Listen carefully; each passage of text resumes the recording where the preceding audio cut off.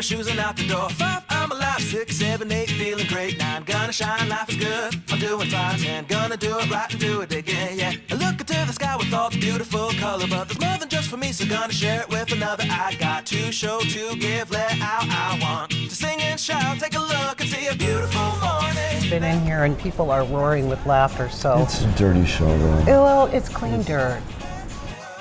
You have here the best of the best. Yes. So we have many celebrities here. The Holly Madison come over here, and the Usher come over here many often, and the Paris Hilton come here. Boy, I'm dating myself, but it's okay. Nobody else will. Oh. That's so Vegas.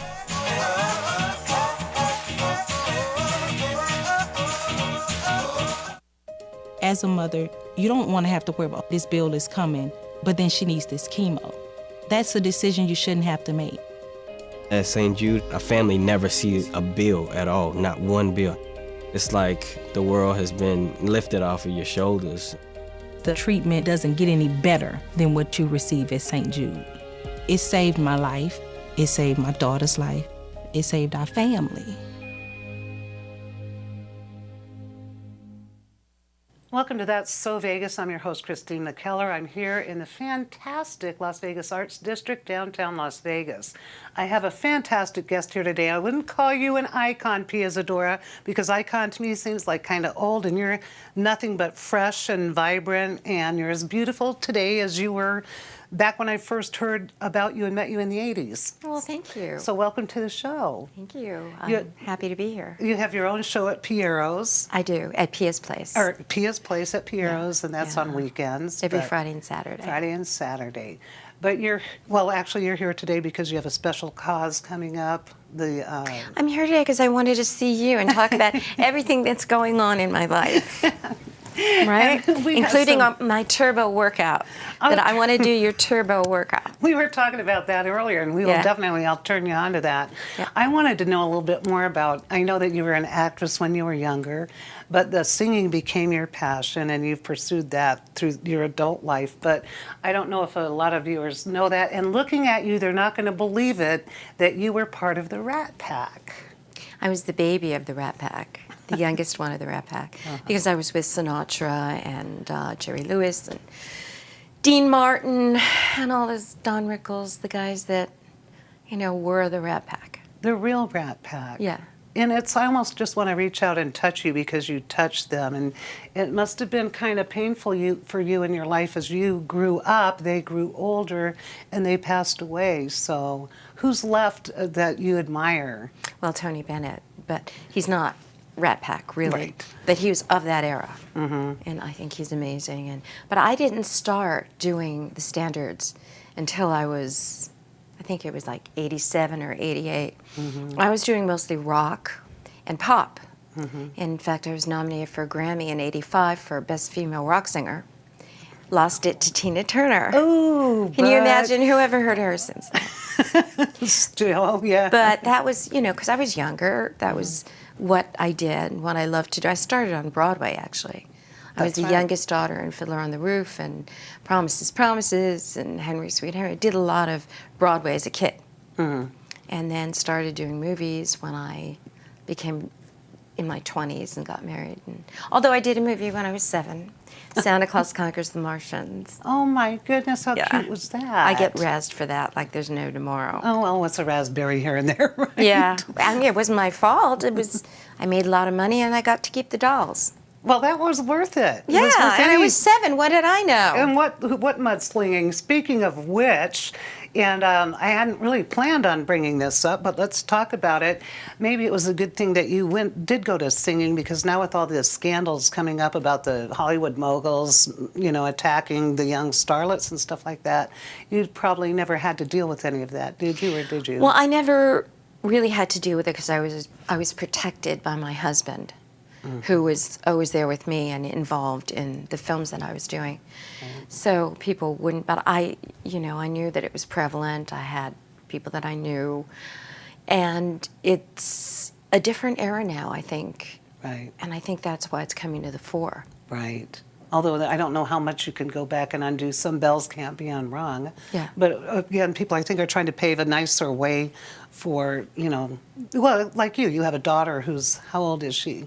She's 28. Right, and she's pursuing a career like yours of being a star and a celebrity, so she's probably been pretty protected, probably by you and Right. your husband, right? Right, Yeah. and her dad. And her dad. Yeah. Right. So your first husband was instrumental. He was the icon in Las Vegas. Well, he had a hotel. Yeah, so. I don't know if he was an icon. He was mostly known as Mr. Pia Zadora. I mean, he was brilliant. I mean, he's still alive. But he was in his day. Right. He was brilliant in business, and he would go and lecture Harvard and Stanford, and he'd start his lectures by saying really didn't know who he was because he wasn't famous, Right. but. So he'd say, "Do you know who I am?" And half the room would go on. He goes, "Do you know who Pia Zadora is?" "Yeah." He goes, "I'm her husband." And that's how a husband should be. I agree. Absolutely. I agree. So after all of this, while you were raising the kids, did you kind of take a hiatus there, or was that? When I got pregnant with my third child, I stopped working. And then after he was born, we found out he had special needs. So I had to focus on getting him together and early intervention and all that stuff. And I just stopped. I figured, hey, I have 2 young kids, a baby that needs me, and I wanted to be a mom, and that's what I did. Well, I've done the same thing myself. I took 16-year hiatus, but I wouldn't have traded it for anything in the world. So I believe your son has altruism. Well, no, he's on the autistic spectrum. I said altruism, which is almost now that you maybe Yeah, he does. He has that too. That too, yes. Yeah. No, he's on the spectrum. He has a little ADD, a little OCD, some learning disabilities. And you're more than just hands-on with him. You're actually involved in some associations that aid people and help them understand and deal with the problem, I guess. So do you have an event coming up in November? Yes, I do. I'm getting a great honor. The Grant a Gift Autism Foundation. I am the recipient, this year's recipient, of the Ambassador for Autism Award. That's nice. Is that just for Nevada, or is that a... That's here in Nevada. Wow. And unlike the Golden Globe I got, they're not going to ask me to give it back. It's my award, and I'm keeping it. And I'm also getting, 2 weeks later, the Silver States Entertainment Frontier Award that Wayne Newton got last year. Oh, interesting. So you're following in Wayner's footsteps. Well, we have a lot in common. Yes. We're both child stars, and we both wear Bob Mackie. Okay. And neither of us have ever had any work done. No kidding.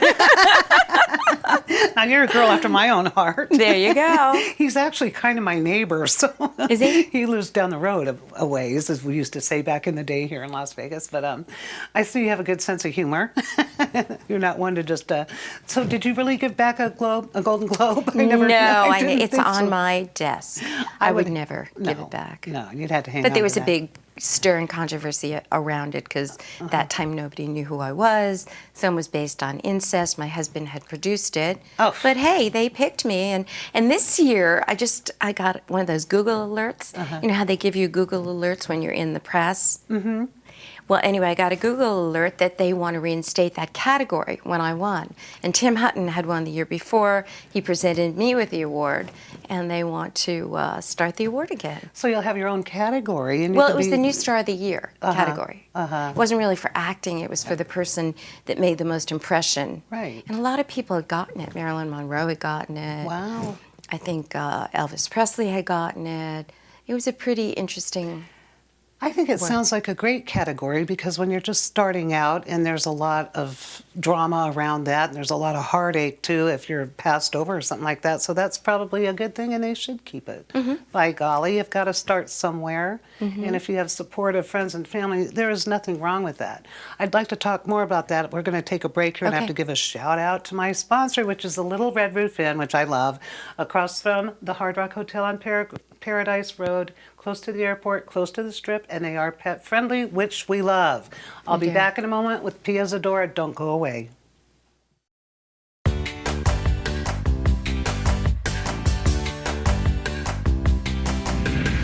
Well, hey there. Welcome to That's So Vegas. This is our new studio in the famous Las Vegas Arts District, downtown Las Vegas. We're here to rock your world.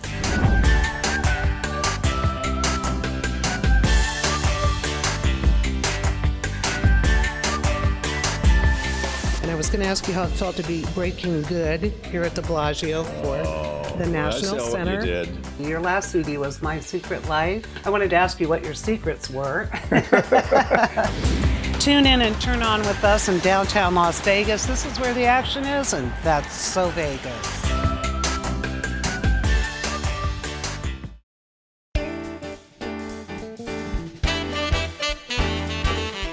Welcome back. I'm Christina Keller, your host. I'm here with Pia Zadora. Happy as a clam to have you here. Thank you. I actually have known of you since the 80s when I first moved to Vegas, and I've always admired you and followed your career and wanted to look like you, but I was never that petite, so that's never going to happen. I always wanted to be taller, so. Oh, see, none of us are ever happy, I guess, right? I know. But we have every reason to be happy and count our blessings, you know, in daily life. But I know, and we talked earlier in a segment that, and this thrills me, that you actually knew the Rat Pack.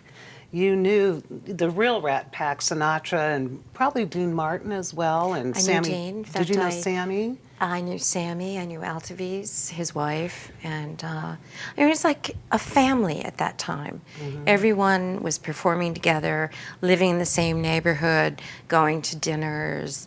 We ended up moving into Dean's house in Truesdale, but Frank and I toured for about a year and a half. Interesting. And Don toured with us part of the time.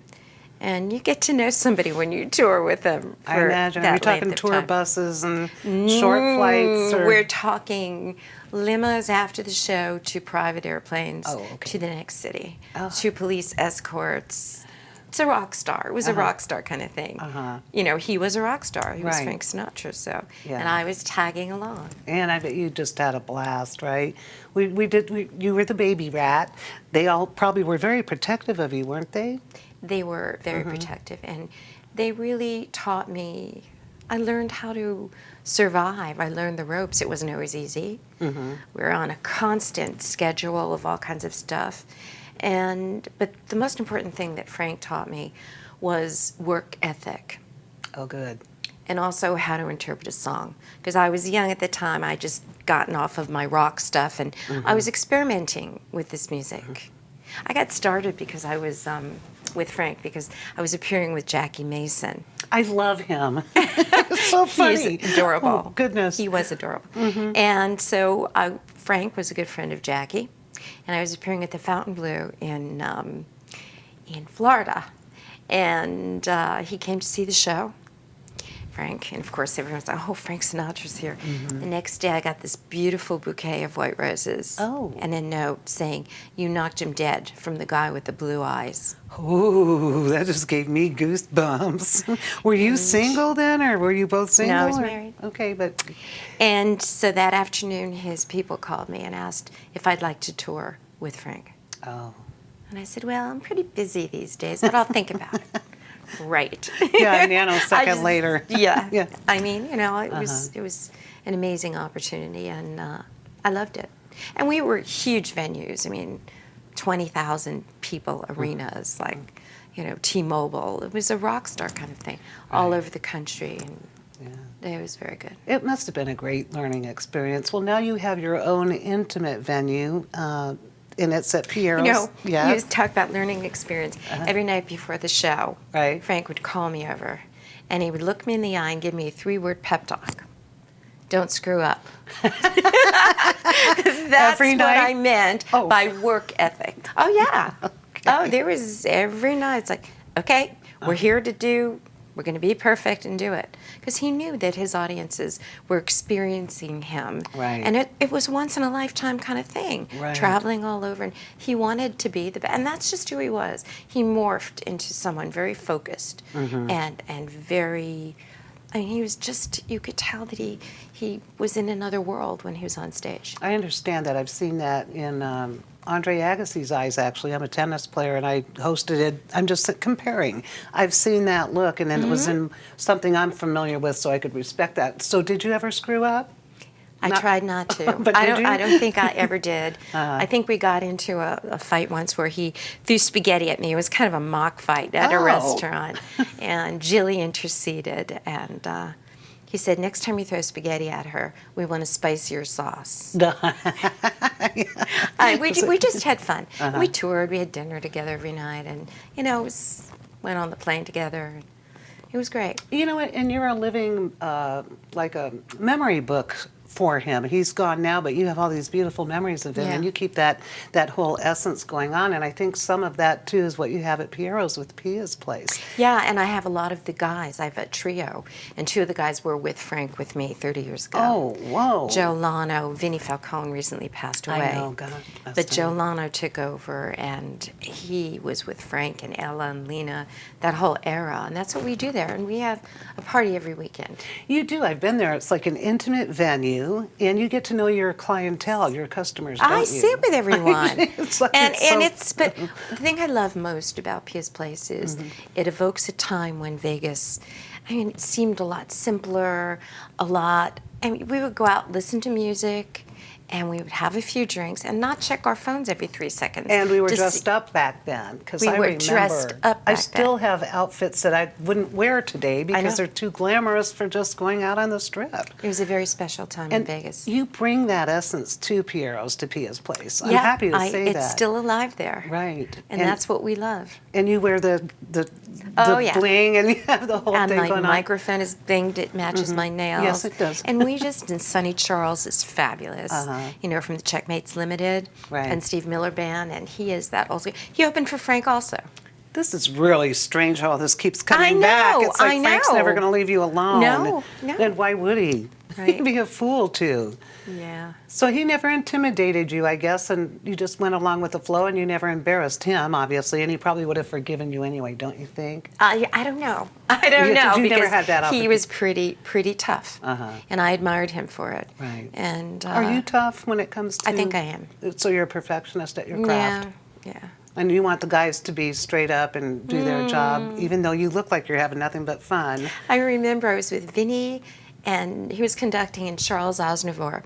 And we were at Radio City Music Hall together. We were all over the country, but goodness, you have been everywhere. We were at the Greek Theater. Oh. And I was singing, and I was like being very, very nice, smiling to the audience. And when I turned around to the band, I started yelling, "God, freaking!" And they all looked because I was upset because they had screwed up. But the audience never knew that they screwed up. No, but you did. I was tough. And I think I learned that from Frank, and Vinny was with Frank too. I just got upset because you want it to be right. And they were like, "Oh, okay, that's nice." What you said about Frank, that I can feel coming from you. It's not right because of your ego. It's your right because that's what they came to see. And so they deserve nothing but the best in what they came to see and what they paid for. That's right. So at Piero's, there's a cover charge for cocktails, I would assume, just like the good old days. I think it's a 2-drink minimum. 2-drink minimum. And people can dine. You can eat, and it's a very small, cozy room. And it's because this is my 5th year there. Right. But you love it. Yeah, I know. I can tell. I love it. I live for it. We change the show every weekend. Yeah. And sometimes we use clips from some of my old movies, and I razz some of my old movies. It just depends on the mood of the audience, where we go with our show. Sonny and I do stuff together, and we're like Sonny and Pia instead of Sonny and Cher. We razz each other. We razz the audience, and we have a ball. I could tell that because you know what? It's like you're in the past and with a foot in the past, and you're in the present, and you do have a little rock and roll in your soul because I've seen it in you. So I can just imagine what back in the day when we were both in our 20s or even younger. Yeah. We have to take a break again because time flies when I have a fantastic guest like you, and you're so full of life and humor. I love it. Thank you. Shout out to the Red Roof Inn on Paradise. Pet friendly. Don't go away. I'll be right back with Pia Zadora. It's pretty amazing when you consider that 7 years ago, we didn't have the treatments we have now. We cure 80% of children with cancer. If you think about that, go back 50 years, we were curing 20 to 30%. This is the miracle story of modern medicine. We understand what makes this cancer tick. And of course, without donors from around the world, this just couldn't happen. And there's one thing we're focused on here at St. Jude, and that's beating this thing.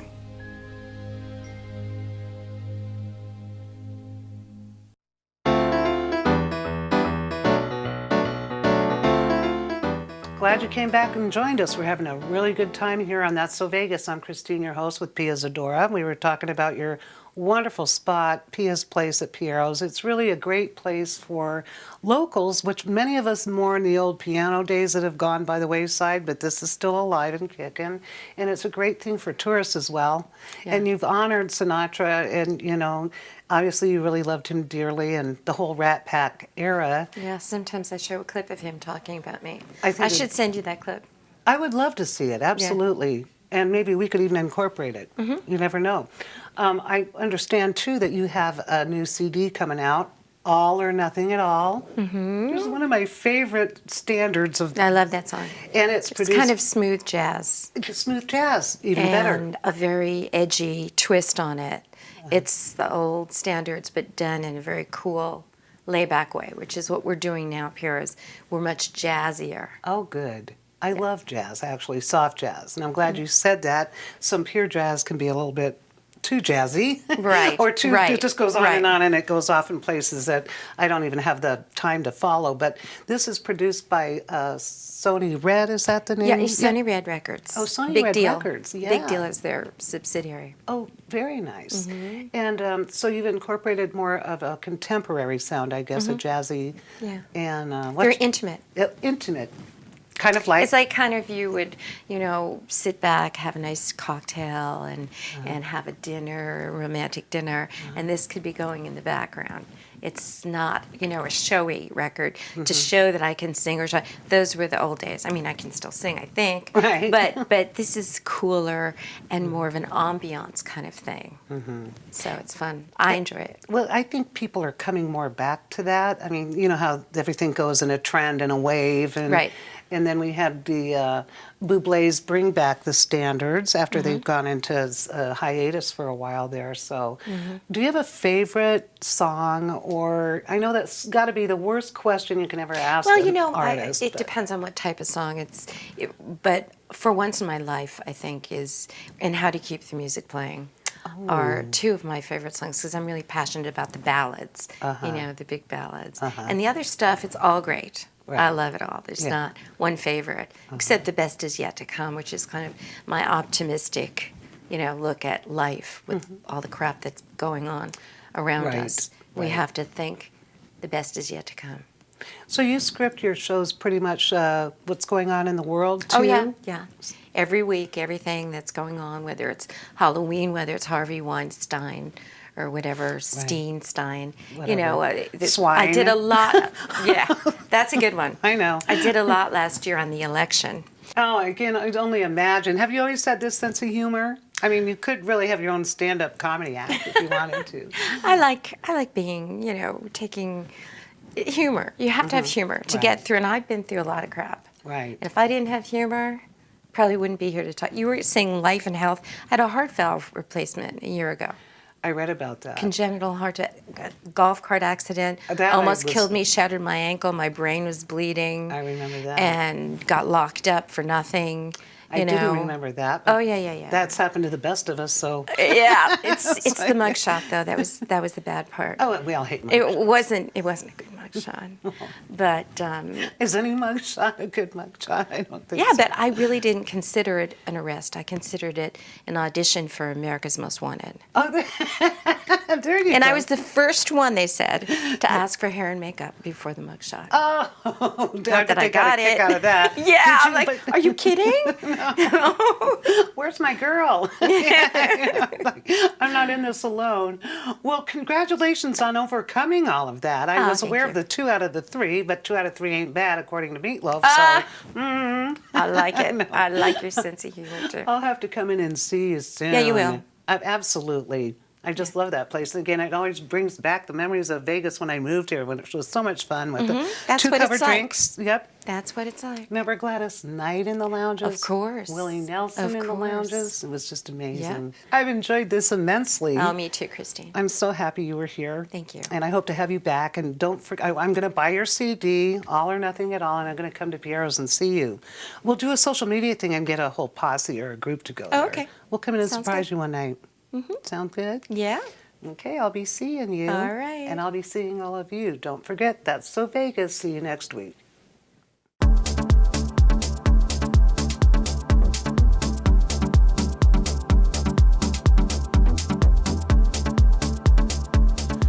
I'm Christina Keller with this week's latest Vegas entertainment updates. Famous comedian, widely known for his redneck jokes, and best-selling author Jeff Foxworthy will headline a 2-show limited engagement at the Venetian Theater on Wednesday and Thursday, January 24th and 25th at 8 p.m.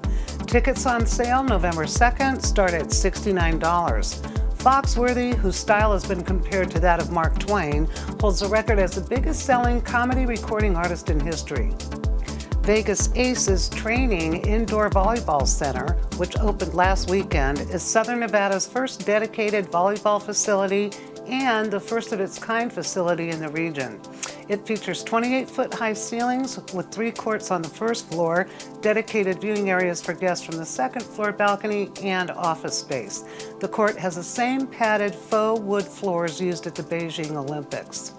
I have to mention again, the Freakling Brothers Trilogy of Terror celebrates 25 years in Las Vegas. The 3 heart-stopping haunts at the Grand Canyon Shopping Center include the classic Castle Vampire, the experimental Coven of 13, and the award-winning Gates of Hell, which is Nevada's first and only R-rated attraction. It's really a must-see for both adults and children, but beware of the R-rated exhibition. It's pretty scary. Discounts are available for combining the houses and multiple visits, including the $39 Freak Pass. Remaining dates of operation are through October 31st, so get down there and get scared. Downtowner Container Park's monthly Kids Camp series will return with Halloween Town on Saturday, October 28th from 11 a.m. to 1 p.m. Kids will enjoy festive snacks and beverages, and also there will be a balloon artist, and they can decorate pumpkins and play Halloween-themed games. Tickets are only $10 per child. There are plenty more family and adult events and dining and dancing experiences to help celebrate Halloween. Please visit VegasOnlyEntertainment.com for more details. I'm Christina Keller, and until next week, that's So Vegas. 1, 2, 3, 4, get my shoes and out the door. 5, I'm alive. 6, 7, 8, feeling great. 9, gonna shine, life is good. I'm doing fine. 10, gonna do it right and do it again, yeah.